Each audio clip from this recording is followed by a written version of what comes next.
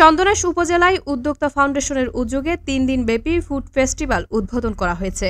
আজ Chandanaish সদরস্থ new market প্রাঙ্গণে অনুষ্ঠিত ফুড ফেস্টিভ্যাল মেলার উদ্বোধন করেন উপজেলা নির্বাহী অফিসার রাজীব হোসেন। এ সময় আরও উপস্থিত ছিলেন ব্যবসায়ী জাহাঙ্গীর আলম, আব্দুল মান্নান, নুরুল ইসলাম হিরু, জিয়া উদ্দিন।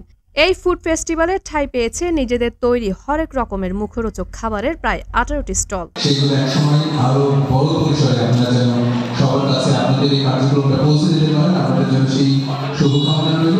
তারা সাহস করে এরকম একটা মেলায় অংশগ্রহণ করেছে। আমি প্রথমত তাদেরকে ধন্যবাদ জানাচ্ছি এবং তাদের সাহসের প্রশংসা করতেছি।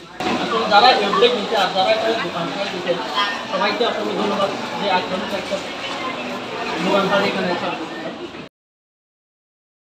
চন্দনাইশ প্রতিনিধি তথ্যচিত্রে CHD নিউজ 24।